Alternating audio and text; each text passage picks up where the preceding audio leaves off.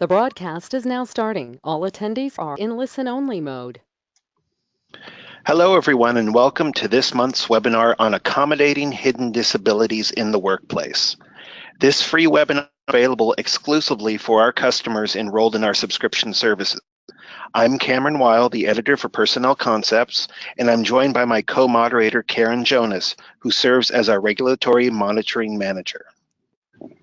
Hi, everyone. Thank you for joining us today. The information we will be presenting today was compiled by two attorneys who each bring their own areas of expertise to the topic. Catherine E. Orletsky is a California licensed attorney and experienced litigator in both federal and state court. Our guest speaker today is Jessica Merlet, an international attorney, barred in the states of Illinois, Georgia, and Washington, D.C. Before launching her own practice, Ms. Merlet served as the tender and defense counsel for the southeastern United States for a large Fortune 500 mass retailer, and this provided her with extensive experience in litigation and legal consulting. Ms. Merlet's current focus includes serving as general counsel to small and mid-sized clients, providing guidance in areas such as employment law, business transactions, product liability, e-commerce and compliance, and privacy. Ms. Merlet received her JD from the University of Illinois, graduating cum laude and receiving the law school's highest merit scholarship. She has received awards for her excellence in legal writing, legal analysis, legal advocacy, and her teaching skills. Thank you, Jessica, for joining us today. Thanks for having me, Karen and Cameron. I'm excited to discuss today's topic of accommodating hidden disabilities because it presents many issues that employers must navigate, particularly when an employee's disability is not immediately apparent, or in other cases when the employee chooses to keep silent regarding such a disability. Definitely. We are looking forward to discussing it with you. Today's agenda focuses on how employers can accommodate requests in the workplace when an employee has a disability, especially one that may not be immediately evident. We will discuss the laws that address workplace accommodations and define disabilities under those laws. Then we will take a look at the steps that are necessary in a compliant accommodation process. Next, we will examine how to best handle conversations with an employee about their disability, as well as the needs of the employer in this process. And finally, we will offer tips for employers to help comply with accommodation requests. The format for today's webinar features a series of questions that Karen and I will be asking to Jessica regarding accommodating hidden disabilities in the workplace. Before we begin, I want to invite everyone in attendance to submit any questions you may have during the presentation by using the Ask Question feature in GoToWebinar. You can also pose questions in the chat window. Most questions will be saved for the end of today's session, but those that are relevant to the subtopic being discussed will be posed where appropriate. With that being said, let's get started with today's presentation. Karen? Jessica, most people have probably had or have known someone with a disability, but can you give some examples of hidden disabilities and why they may differ from disabilities that are more evident? Sure, Karen. So hidden disabilities can really take many forms and may include, but are of course no way limited to any of the examples that you see on this slide. Oftentimes, employees will be hesitant to discuss their hidden disabilities with employers because they may be embarrassed or they may be afraid of their disabilities being outed. Also, they frequently are hesitant to discuss their disabilities out of fears of discrimination or claims that they are being treated unfairly. Now, unfortunately, this frequent failure to discuss oftentimes leads an employee to simply fail to perform to his or her full potential due to a failure to just work with the employer to find a reasonable accommodation so as to allow the employee to thrive in the workplace. So as we will discuss, regrettably, even when an employer has been made aware of an employee's disability, and even when that employer has provided a reasonable accommodation, the employee may still face adverse reactions from coworkers, which creates additional issues for an employer, and it also creates uncomfortable situations for the employees. The issues that arise from an employee's hidden disability are situations that employers really can avoid in most instances if they are proactive in tackling these situations using the tips and the lessons that we will talk about in the seminar. Jessica, which laws specifically address disability accommodation in the workplace? Well, Cameron, so the primary law is the Americans with Disabilities Act of 1990, or the ADA. And this applies to private employers and to state and local governments with 15 or more employees. Then we also have the Rehabilitation Act, which applies in the context of disabled employees who are employed in government positions. And I think it's worth mentioning here, because we always do have this question, is if your company doesn't have 15 or more employees, does this still apply to you? The answer really is that you do have state laws as well that may impact, and those state laws may apply to situations with fewer than 15 employees. And of course, the best practice is always to go ahead and comply with the ADA. So under these statutes, employers are expressly prohibited from discriminating against job applicants and employees because of a disability. So instead, the ADA requires that employers and employees engage in what we can call an interactive process to determine the precise limitations that may be created by a disability, and then determine how to best respond to an employee's need for accommodation to address that disability. So the EEOC, or the Equal Employment Opportunity Commission, is the agency that is charged with enforcing the ADA and enforcing the Rehab Act. And the EEOC has placed specific emphasis in recent years on scrutinizing requests for accommodation and related matters as part of its National Strategic Enforcement Plan. Now, of particular concern to the EEOC are not really so much whether or not an employee has a true disability, but rather what an employer's qualification standards are, whether an employer has inflexible leave policies that may discriminate against individuals who do have these sort of hidden disabilities. Now, in addition to the ADA and to the EEOC's role in enforcement, as I mentioned, it's important that employers do realize that many states and even some local jurisdictions, so some cities, have additional rules and regulations that may impact the treatment of disabled employees. And oftentimes, to the extent that those laws do exist, they are stricter than the federal laws. Jessica, how does the EEOC define disability? Well, so here we look to the text of the ADA, and under the ADA, disability does have a broad definition that includes visible physical disabilities, as well as emotional and mental illnesses, and as well as non-visible physical disabilities. So only qualified individuals who do have one of these types of disabilities are entitled to reasonable accommodation under the ADA. Now, the ADA and the EEOC have enunciated a three-pronged definition to help narrow this down and make it more clear. And it defines a disability as any of the following.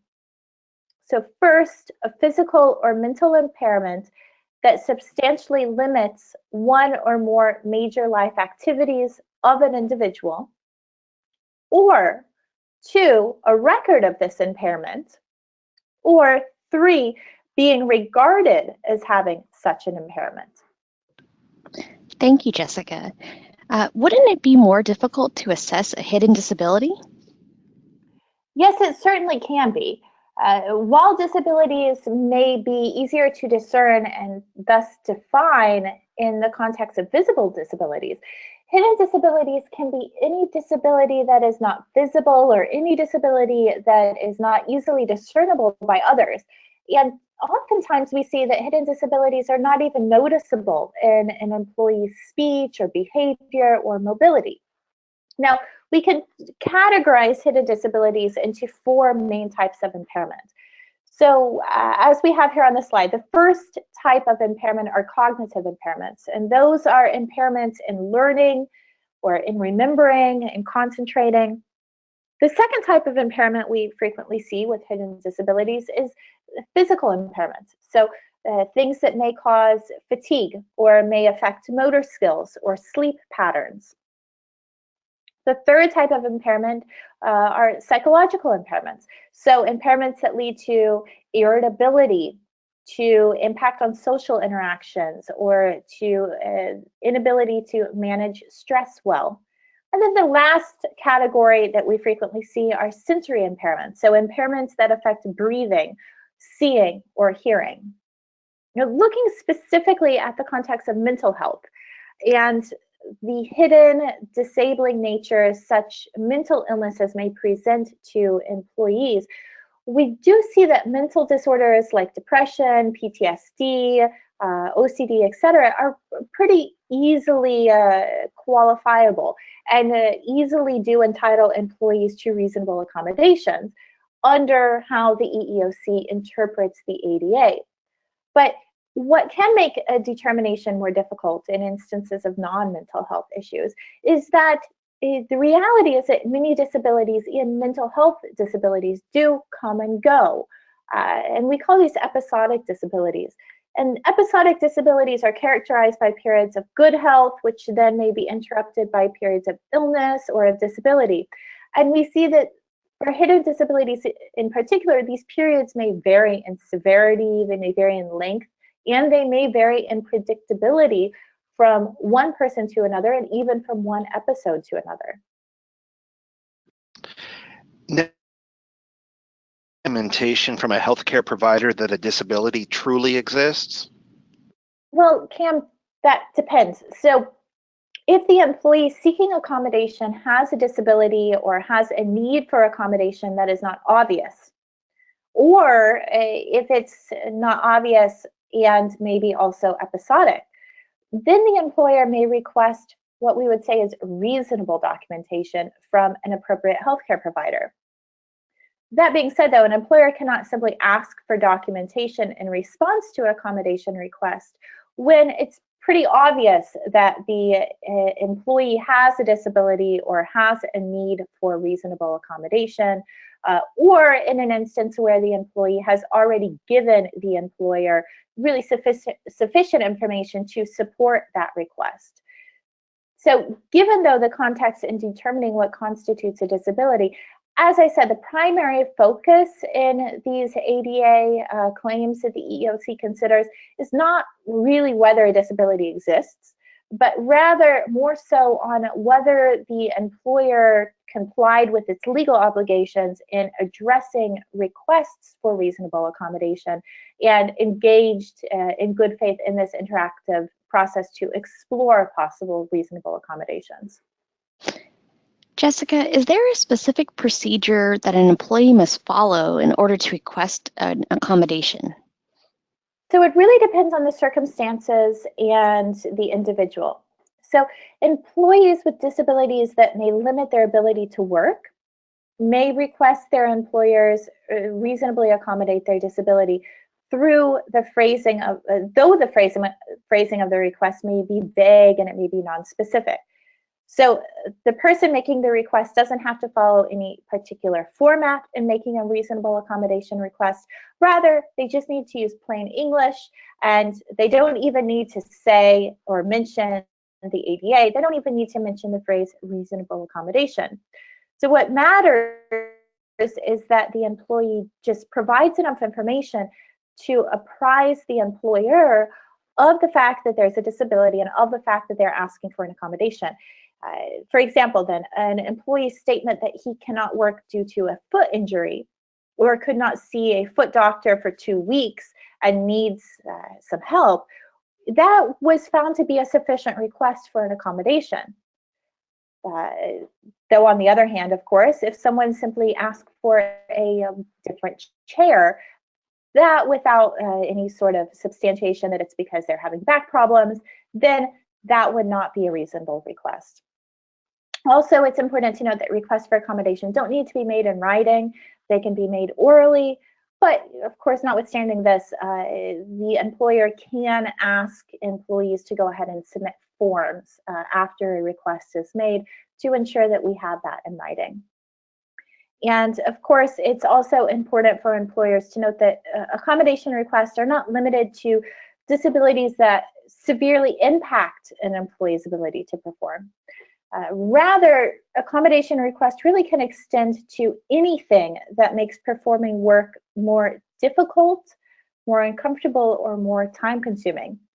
And we see, especially in the context of hidden disabilities, and especially in the context of mental and psychological hidden disabilities, difficulties and longer than average time to complete a task are one of the things that do specifically arise.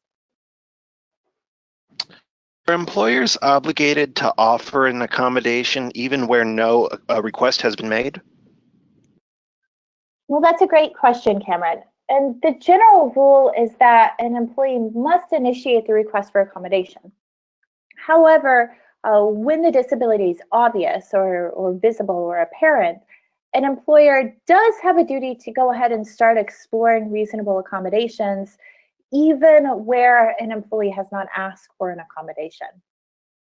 According to the EEOC, employers should initiate this interactive process regarding reasonable accommodations without being asked if the employer either knows that the employee has a disability or knows or has reason to know that the employee is experiencing problems because of the disability, or thirdly, if the employer knows or again has reason to know that the disability may prevent the employee from himself requesting that an accommodation be made.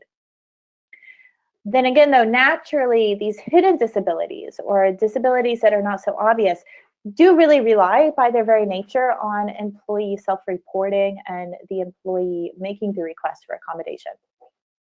So to be clear, an employer is not under a duty to go around ferreting out potential disabilities that may really humiliate an employee or may violate an employee's right to privacy if there is an offer of accommodation where no disability does exist. And so for this reason, management training and monitoring of job and employee morale and performance, and also maintaining open communication lines really do prove key in allowing employees and employers to approach each other about these potential accommodation offers in the context of hidden disabilities. Thank you, Jessica.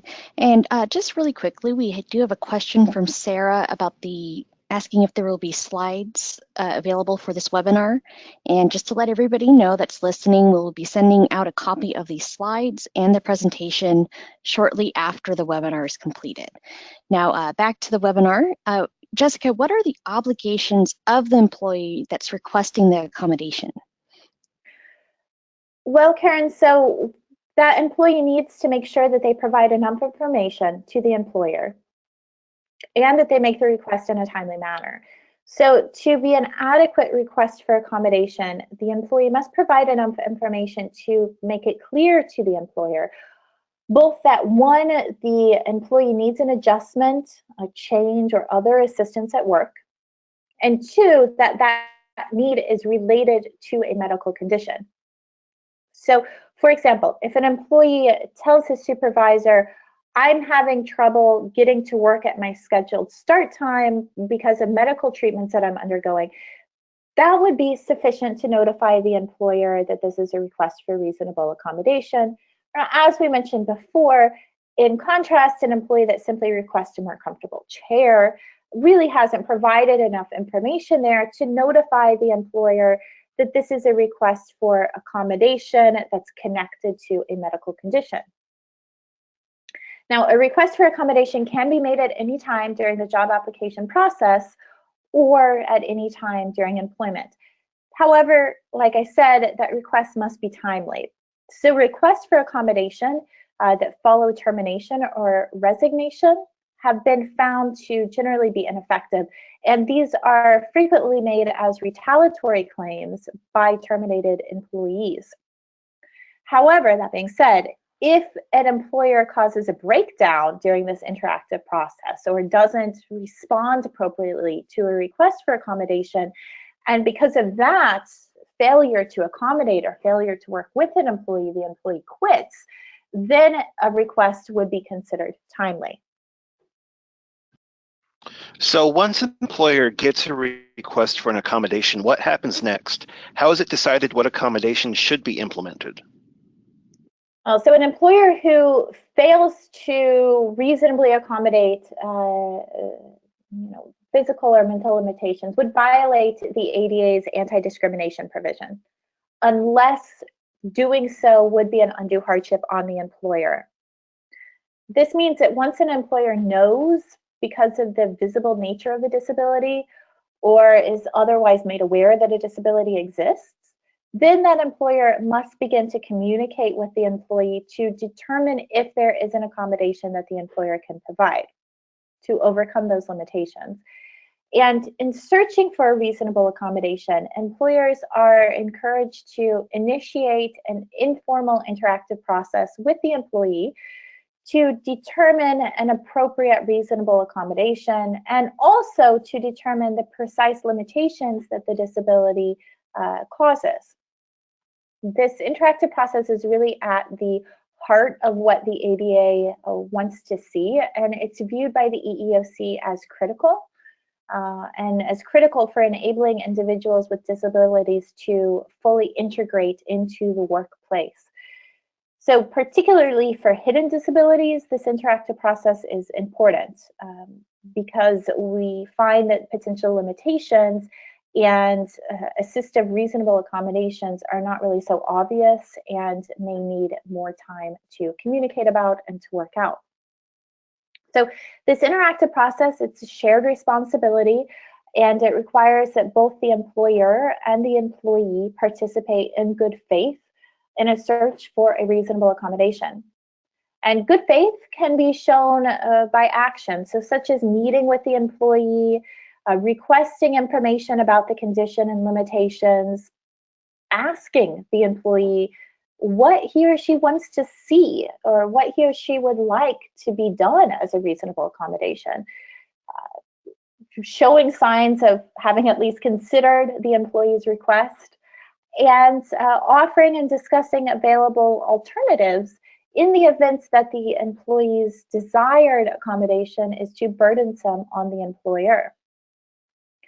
Now, once a request for reasonable accommodation has been received, it's important that employers respond very quickly and engage in the interactive process really as quickly as possible, and to provide that accommodation, again, as quickly as possible. Now, under the ADA, employers who reject participating in this interactive process may face liability if a reasonable accommodation would have existed. That being said, state laws have considered the same issue, and they have affirmed the importance of this process in determining whether a reasonable accommodation exists. And some states have, in fact, made the failure to engage in this interactive process a separate cause of action, whether or not such an accommodation would have even been possible. So because of that, it is important that employers do go ahead and engage in the process, regardless of whether an accommodation is possible. Thank you, Jessica. The interactive process sounds like an important part of the accommodation. Are there specific steps that employers should follow to make sure that they find the best solution for all parties involved? Yes, Karen. So there are a number of steps, of course, that the EEOC really looks to see that employers have taken so as to properly engage in this interactive dialogue. And the first is, as we see on the slide, first we want to determine the job's essential functions. So under the ADA, an individual with a disability must still be able to perform the essential functions of his job, even with or without accommodation. So because of that, it's important to establish really what are the essential functions of the job, and then also to establish what are marginal or non-essential functions of the job. Now, marginal functions can be reassigned as a part of a reasonable accommodation, but an employer is not going to be required to reallocate a job's essential functions. So in order to be prepared for such circumstances, employers really should have considered and should have prepared comprehensive job descriptions for every position. And these job descriptions need to set forth all of the intellectual, all of the social, physical requirements, whatever it may be that's essential for the job's performance.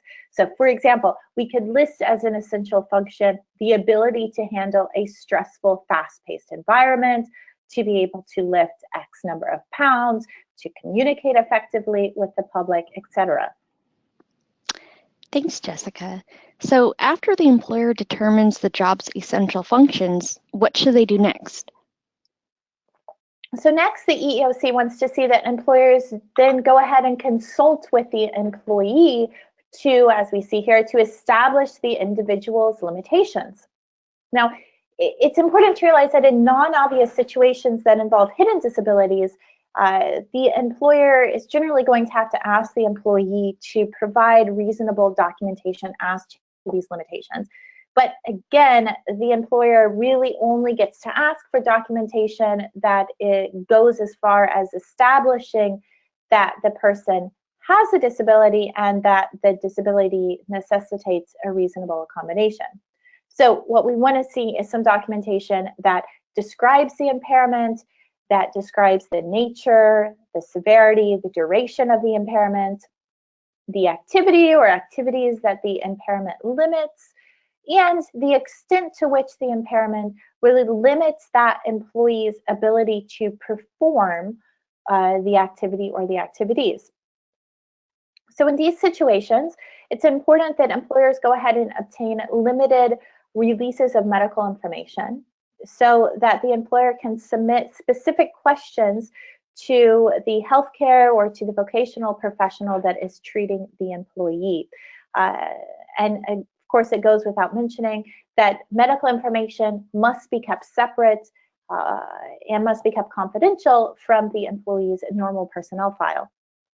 So an employer may avoid liability for failing to provide a reasonable accommodation if the employee fails to clarify or fails to establish his or her limitations and the extent that these restrictions do impact the job, or to provide necessary medical information.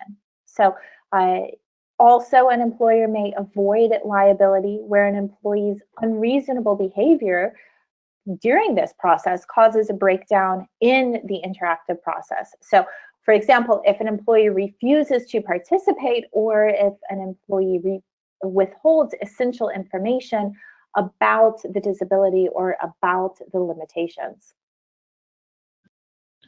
After the employee's limitations have been established, the next step in the process.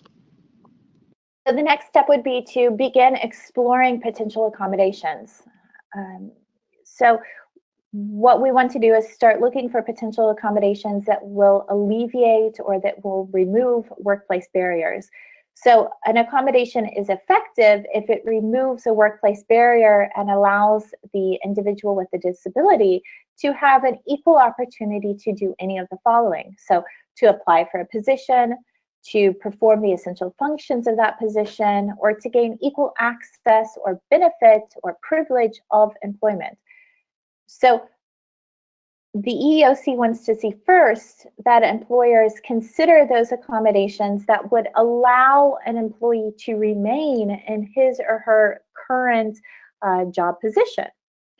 And then employers also are encouraged to consider what the employee wants, of course, as an accommodation, and then also begin to consider accommodations that modify the job or remove marginal job functions. So, for example, allowing an employee to work from home, if reasonable or possible, or just simply granting more leave so that the individual may recover.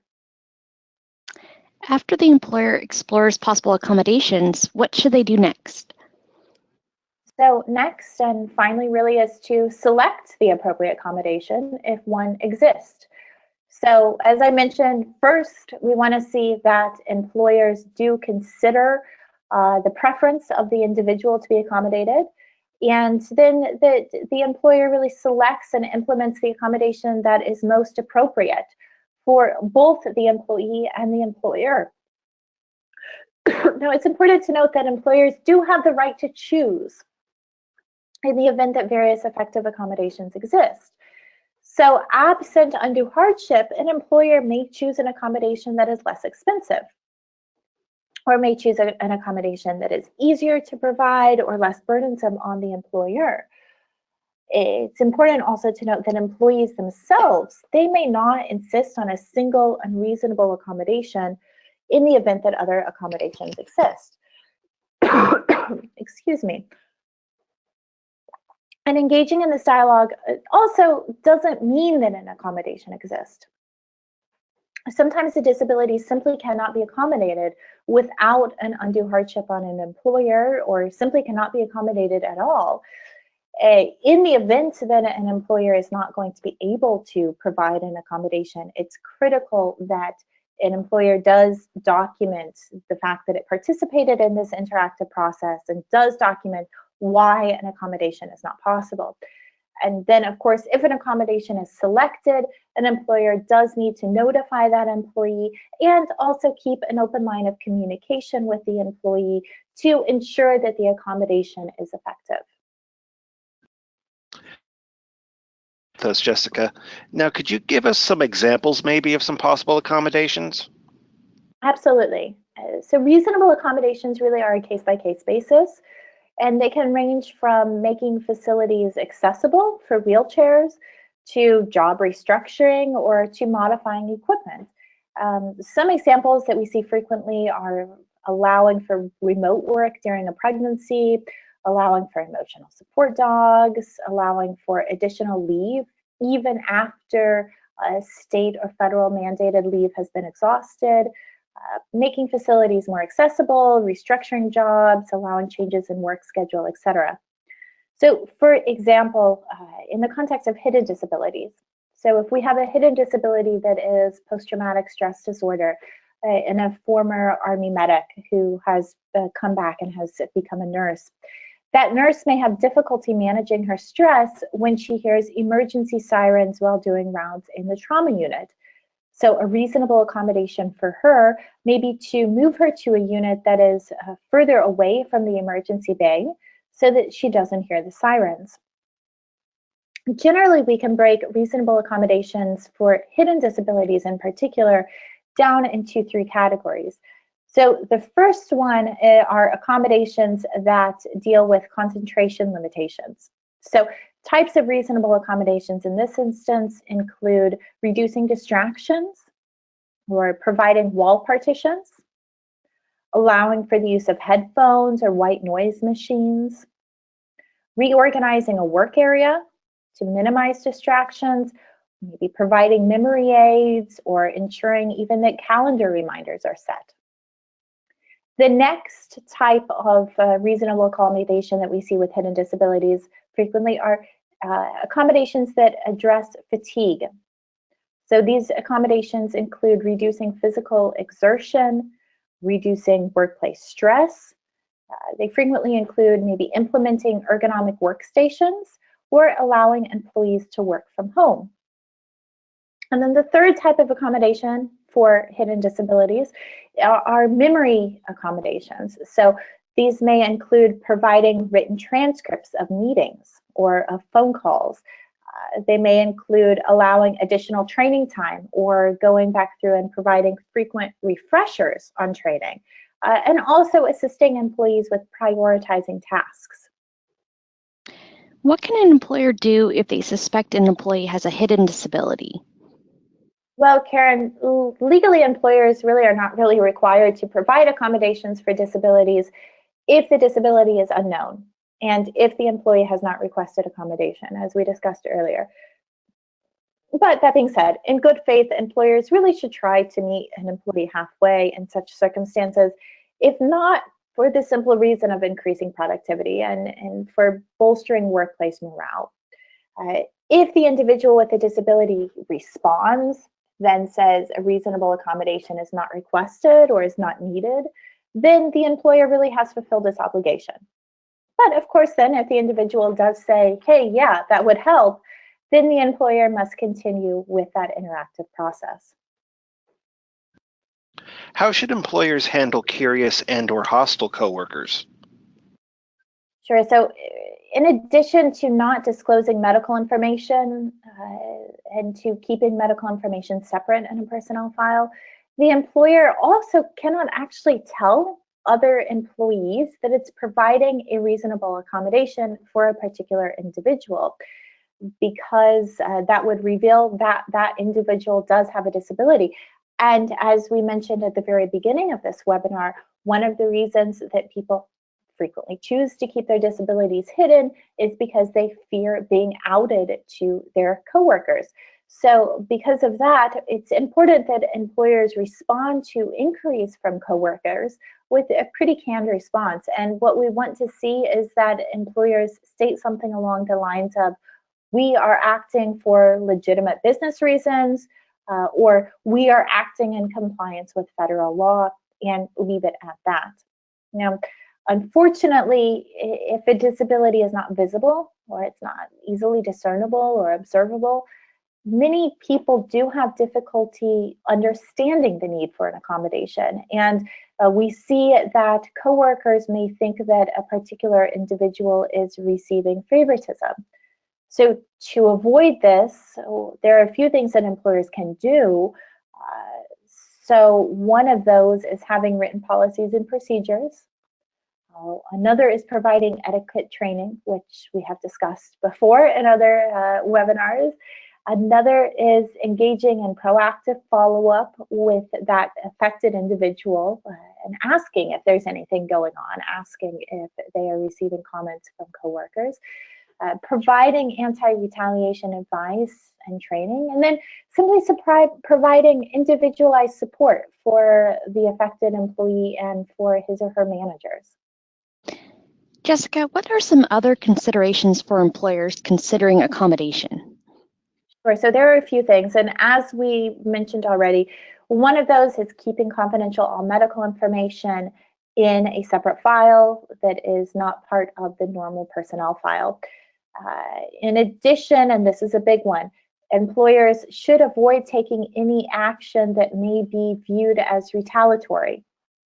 If an employee has provided sufficient information to show that there may be a covered disability that exists and has requested an accommodation, it can be considered retaliation if an employer continues to then ask for more documentation or continues to ask for more medical records.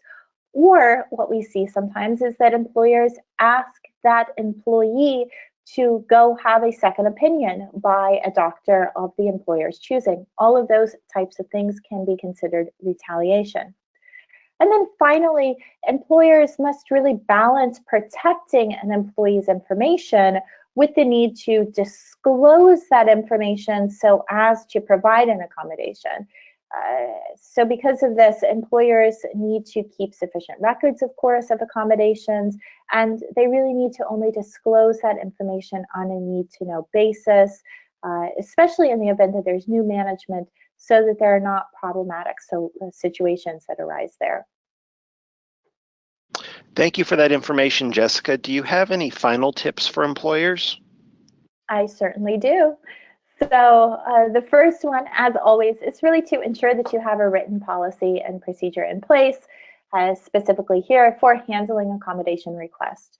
So part of that policy needs to address retaliation, anti-discrimination, and how to request an accommodation, as well as how to make complaints.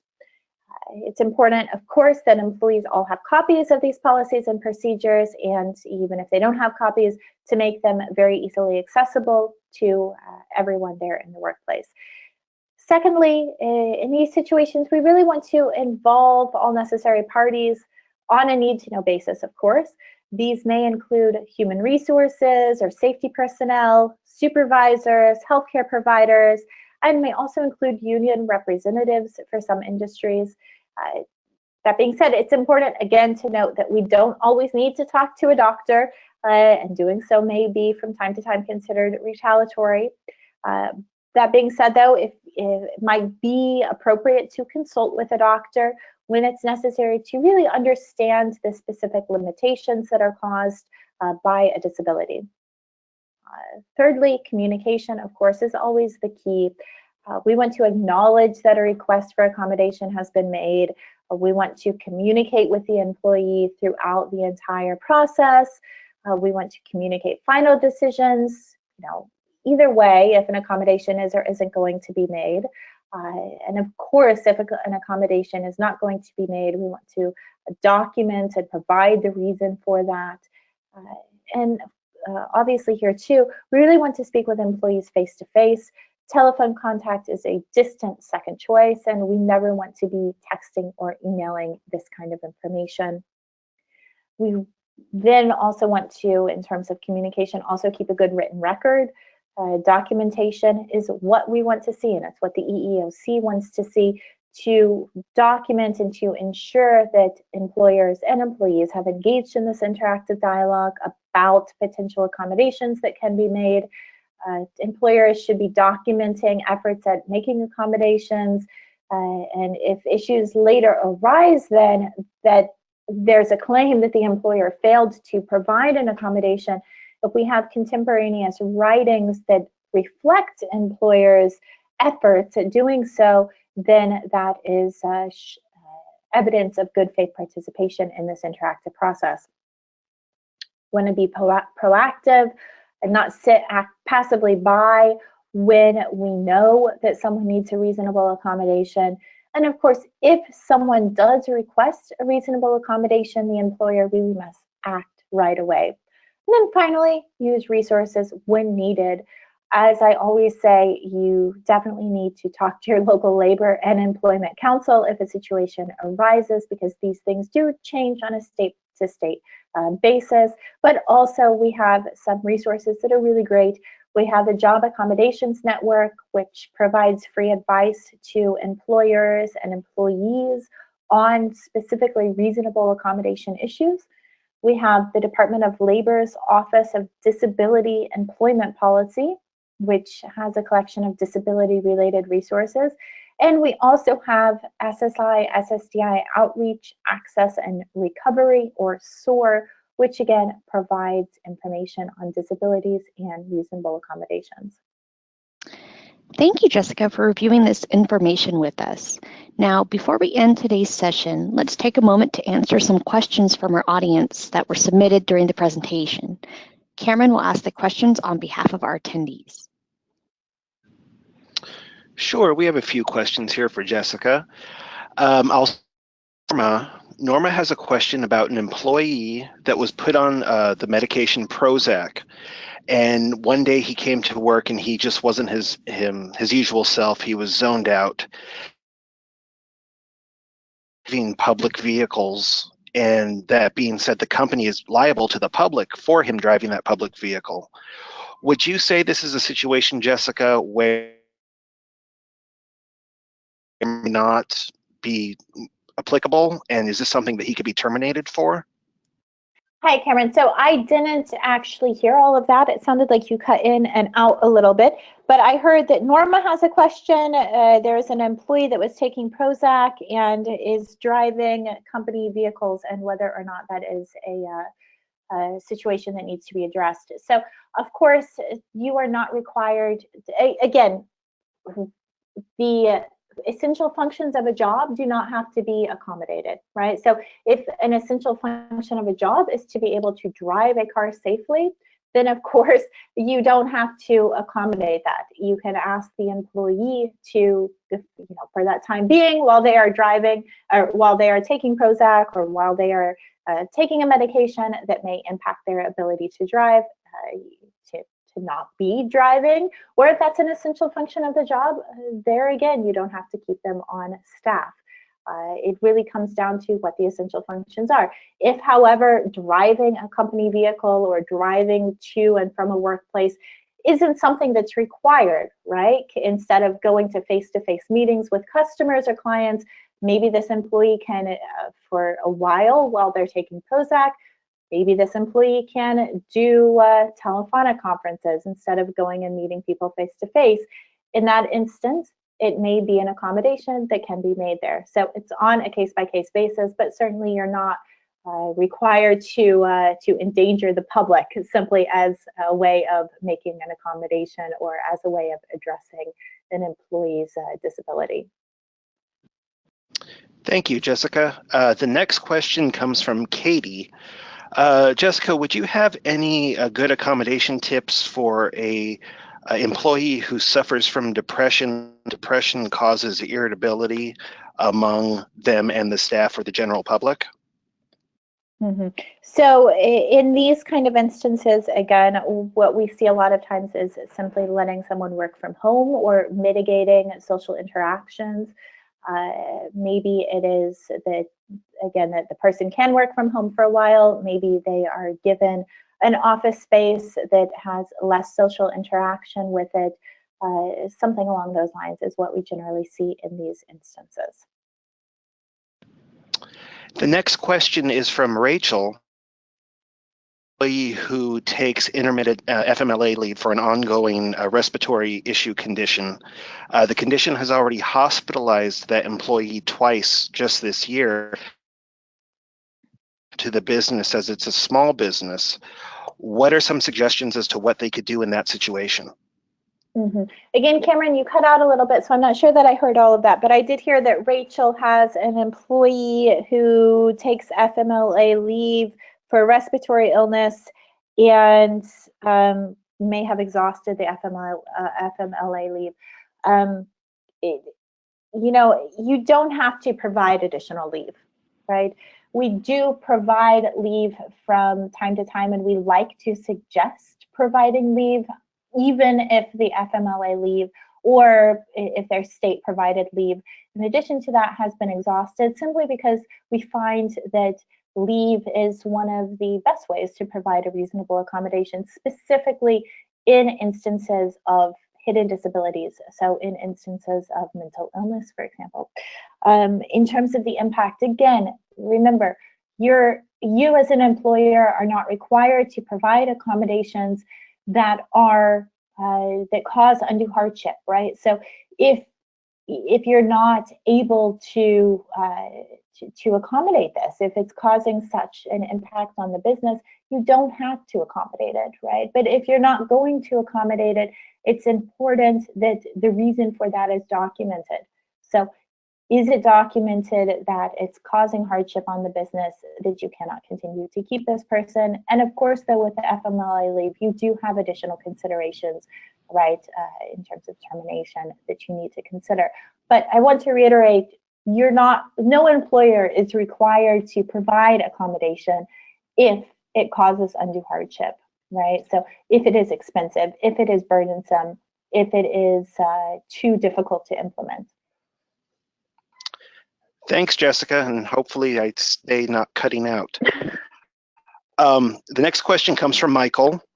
Would you please confirm the statement that he heard that employees with disabilities must still perform the essential functions of a job with or without reasonable accommodation of their disability? Is that correct? Yes. Okay. This question comes from a Jessica. Is there any way that you can suggest how to determine a disability or a hidden disability versus somebody who may be exposing drug abuse behavior? How to determine if it's I think, again, here the key is to be communicative, to be open with the employee. We don't want to be necessarily going around trying to ferret out disabilities, but if it seems as though someone has a problem, right? The standard is not that the employer knows there's a problem, but the standard is knows or should have known that there is a disability. So if it is to the point where the employer should have known that there's a disability that exists, then you do need to be speaking with the individual and asking what's going on, right? So I would simply suggest having a good conversation. Okay, great. Are you personally aware of any instances when extended leave is an undue hardship for an employer? That's from Lois. Personally, yeah. Am I personally aware of any? No, but you're not required to continue to put somebody, every state has leave, right? It has leave policies that apply, or it doesn't have leave policies, right? But we have federal leave policies as well. Those are set at specific durations for very specific instances. Leave policies require specific documentation if you're looking at the laws, right? Now, of course, your company may have a leave policy of its own that differs in a way that it's more generous, obviously, than whatever the state or local or federal laws are. So as long as you are not violating your own leave policy, and that's important, as long as you're not violating your own leave policy, as long as you're not violating state or local or federal leave policies, you're not going to necessarily be required to give additional leave. That may be something that is an undue hardship. It may cause you, if hiring someone, if it would be necessary to hire someone to come in on a temporary basis while that individual is on leave, then that may be an undue hardship for the company. Or if it's not possible that someone can come in, right? If it's someone with a lot of authority, say a vice president, then it may not even be possible for that person to go on leave and to get a temporary replacement because of the essential functions of the job, because of the job duties that that person is responsible for. So it's really a case-by-case basis as to make a determination of what is and what isn't reasonable. You're not going to be required to provide leave. That's simply one of the easiest ways that we do see that allows the company to provide a reasonable accommodation. And it's frequently really in the terms, like I said, of mental illness, what the individual needs. Okay, and here's a question from Myra. What can an employer do if they have an employee that has, you as the employer have an idea about whether or not they need an accommodation? Cameron, my apologies, but did you just share this with me? There we go. I could not hear you at all. So I hope all of you can still hear me. I have the question here is, what can an employer do if they have an employee that has fallen multiple times and you have approached the employee about whether or not they need an accommodation and you fear for their safety? Okay, so as we discussed in the webinar, if you approach an employee and you ask if they need an accommodation, the employee has one or two options, right? The employee either says yes or no. So if an employee says, yes, I need an accommodation because I'm having these falls, maybe they are having difficulty walking, or maybe they are taking medication for a mental illness that causes them to be less stable, whatever it is. If they say, yes, I need an accommodation, well, then you have to begin engaging in this interactive process to see what an accommodation could be. On the other hand, if you approach the employee and they say, no, I don't need an accommodation, well, then you have done your job. They have said no, right? Then you are free to do as you wish. You either yourself can go ahead and try to provide an accommodation.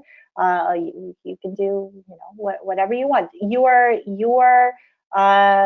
responsibility is fulfilled if they say no and you have when you've asked for a reasonable accommodation.